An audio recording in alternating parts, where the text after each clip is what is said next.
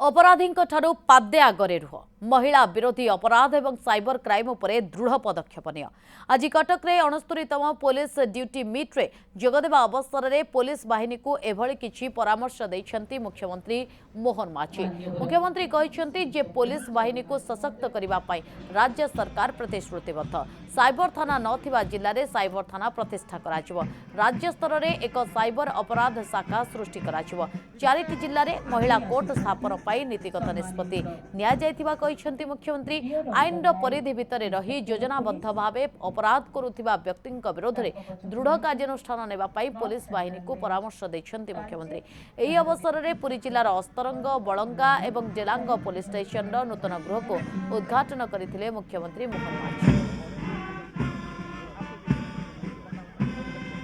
69तम राज्य police duty meet 24 उच्चा police समारोह में जोगदेवी मु अत्यंत आनंदित।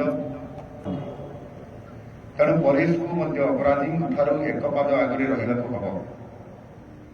एथिपाई पुलिस बलर आधुनिकीकरण, पुलिस व्यवस्था संस्कार, पुलिस अनुसंधान भित्तिभूमि एवं प्रशिक्षित मानव समूह नितांत जरूरी अटे।